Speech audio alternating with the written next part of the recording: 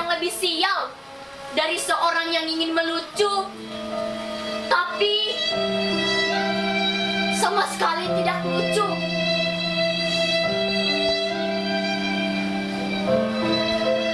Jangankan orang lain tertawa, saya sendiri tidak tertawa oleh lelucon saya.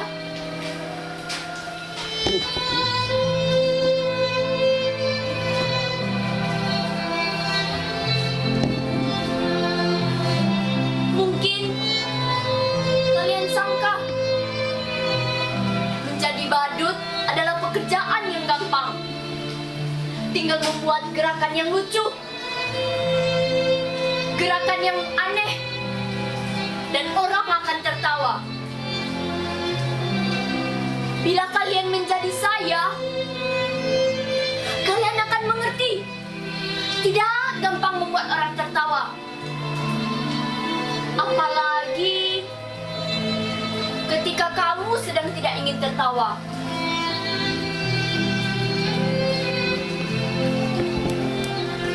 Lagi pula, di zaman ketika orang-orang gampang tersinggung dan marah, membuat lelucon tidaklah semudah yang kalian bayangkan. Bisa-bisa karena lelucon, kamu bisa dipidanakan, dianggap menghina dan mencemarkan nama baik. Kawan baik saya, seorang pelawak, dipenjara hanya karena membawakan lelucon yang kemudian dianggap menghina. Dia bercerita tentang seorang yang memanjat pohon kelapa pada jam 10 pagi. Dan dari atas pohon kelapa, orang itu memandangkan azan subuh. Tentu saja itu membuat gempar seluruh kampung. Orang-orang lalu mendatangi orang itu, berteriak menghujat, bahkan ada yang ingin membunuhnya. Dasar kafir, turun kamu! Begitulah orang-orang kampung berteriak marah. Berani-beraninya kamu melakukan penghinaan azan subuh jam 10. Dasar aneh, kafir! Lalu dengan tenang orang itu menjawab, siapa yang aneh? Siapa yang kafir? Coba kalian pikir. Saya azan subuh jam 4 di masjid, tapi tidak ada yang datang. Begitu saya azan subuh jam 10, kenapa pada berdatangan? Coba kalian pikir, siapa yang gak taat? Siapa yang aneh? Siapa yang kafir?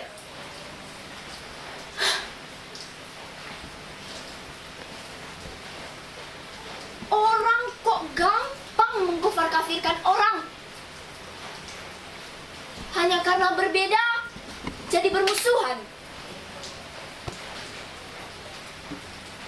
Sekarang ini sepertinya orang senang bertengkar.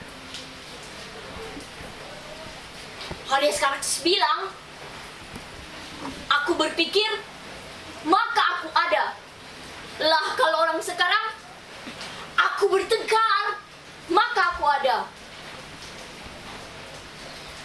Pertengkaran dijadikan komoditi, diperjualbelikan. Bahkan seringkali diberi pembenaran atas nama keyakinan. Ayat-ayat digunakan untuk kepentingan kekuasaan. Makanya sekarang susah membuat orang tertawa. Saya menjadi badut meneruskan ayah saya. Dulu kan ayah saya seorang badut. Nah, seorang badut. Makanya saya jadi seorang badut. Kan sekarang lagi ngetren. Anak meneruskan orang tuanya.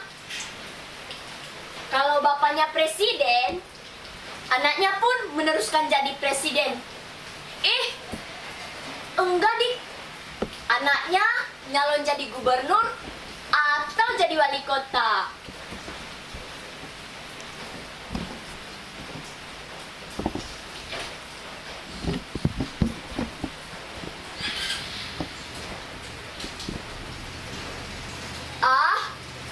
Sudah. Jangan ngomong ngelantur. Nanti saya malah ditangkap. Dulu, kata bapak saya, jadi badut itu enak. Penghasilannya lumayan. Bapak saya sering diundang karena orang-orang butuh hiburan. Lah, kalau sekarang pelawak aja kalah lucu sama politikus.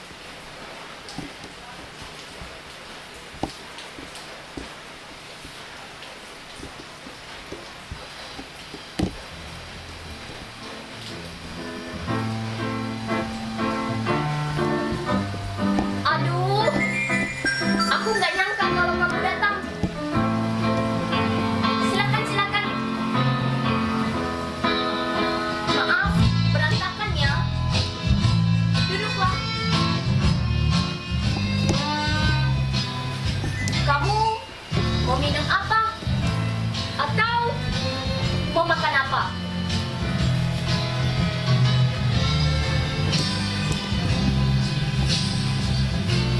Kamu nggak haus kan? Nggak lapar kan? Oh, syukurlah. Kebetulan aku nggak punya apa-apa.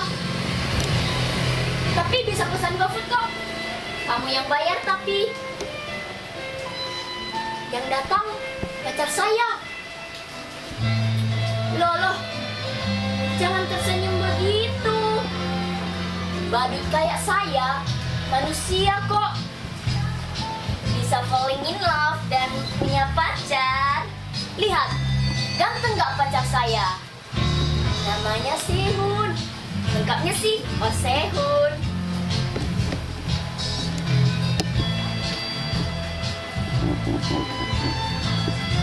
Makasih ya, kamu udah mau datang. Aku kira kamu udah lupa sama aku. Makasih juga karena kamu udah ingat sama aku. Kamu kangen ya? Aku juga kok. Percayalah, rindu itu berat. Kamu gak akan kuat. Biar aku aja. Aku kira kamu udah gak mau sama aku. Katanya kamu udah punya pacar. Lebih cantik, lebih kaya. Tapi percayalah, apapun yang terjadi, aku tetap cinta sama kamu. Sumpah, I love you, I miss you. Boleh aku peluk kamu?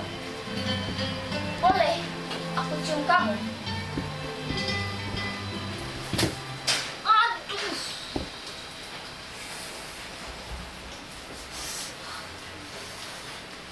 Sehun.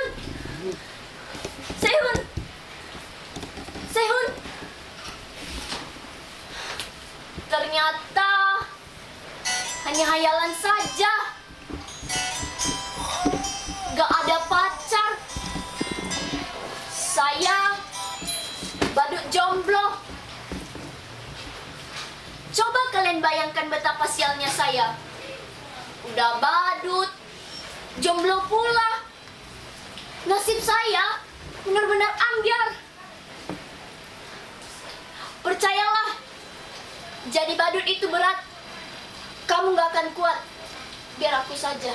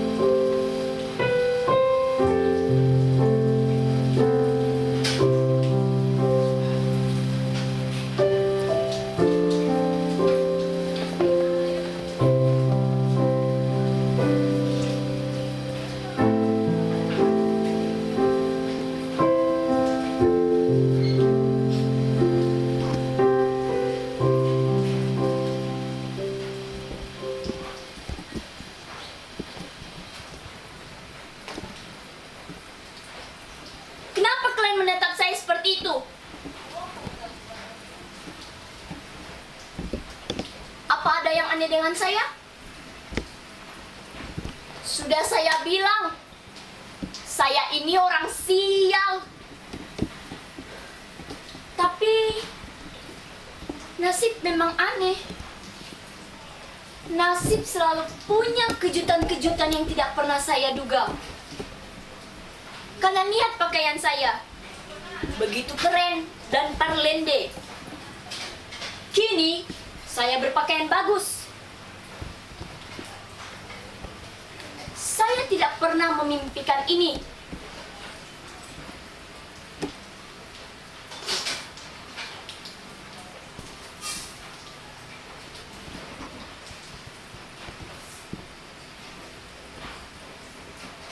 Tapi barangkali inilah takdir saya. Suatu hari saya diminta untuk mengisi hiburan di suatu partai kampanye. Menurut saya, penampilan saya biasa-biasa saja. Sama sekali tidak menarik. Tapi entah kenapa, semua yang hadir di sana tertawa terpingkal-pingkal. Saya hanya menjentikkan jari seperti ini dan semua tertawa. Saya hanya menggoyang-goyangkan bokong saya seperti ini dan semua orang tertawa. Bahkan ketika saya hanya berdiri diam seperti ini, semua orang makin tertawa terbahak. Mungkin mereka terhibur dengan penampilan saya yang begitu bodoh dan tolol. Sungguh, saya tidak pernah merasa setolol itu.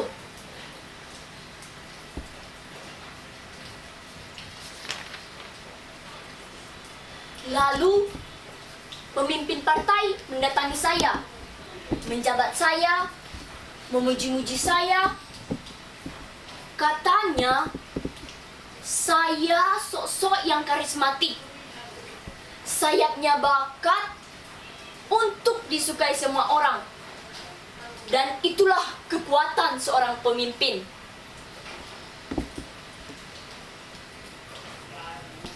Ia bilang pada saya, sekarang ini menjadi pemimpin tidak perlu cerdas dan pintar. Yang penting disukai banyak orang. Demokrasi membuat seseorang menjadi pemimpin bukan lantaran kecerdasannya. Semakin kamu disukai banyak orang, semakin banyak yang memujamu, maka kamu bisa menjadi pemimpin.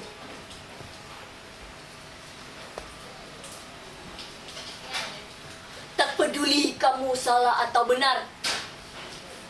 Yang penting orang menyukaimu. Kamu boleh ngibul sesukamu. Yang penting orang mempercayaimu dan menyukaimu. Orang menertawaimu, sebenarnya mereka menyukaimu. Orang seperti kamulah yang dibutuhkan partai. Saya, kemudian mereka dandan nyeci seperti ini, didaftarkan ikut pilkada. Padahal saya nggak tahu apa itu pilkada. Saya nggak tahu apa beda pilkada sama pilkabe. Tapi katanya pilkabe nggak boleh coba-coba buat anak. Kalau pilkada bolehlah. Makanya banyak anak pejabat dan pemimpin mencoba untuk ikut pilkada. Saya benar-benar nggak tahu mengapa mereka menyuruh saya ikut pilkada. Padahal kan ijazah pun saya tak punya. Tapi mereka bilang, tenang saja, ijazah bisa dipalsukan. Jangankan ijazah, kebenaran pun bisa dipalsukan. Dan betapa sialnya saya. Saya menangkap pilkada. Mereka memilih saya karena dianggap dapat menghibur mereka. Saya dianggap orang paling lucu yang bisa membuat hidup mereka bahagia. Ketika saya menjadi badut, saya tidak pernah berhasil membuat orang tertawa. Tapi ketika saya jadi pemimpin, berkali-kali saya membuat orang tertawa. Itulah kenapa saya bilang, hidup saya begitu sial.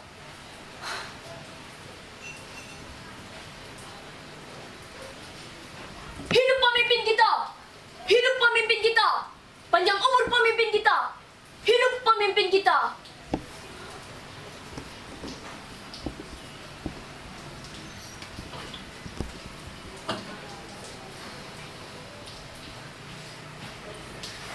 Betapa sialnya hidup saya.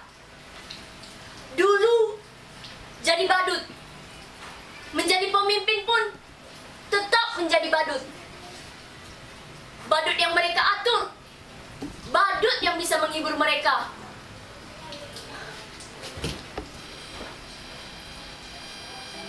Sungguh, saya badut yang begitu sial. Percayalah, menjadi badut itu berat. Kamu gak akan kuat. Biar para pemimpin saja. Hidup pemimpin kita! Hidup pemimpin kita! Panjang umur pemimpin kita! Hidup pemimpin kita!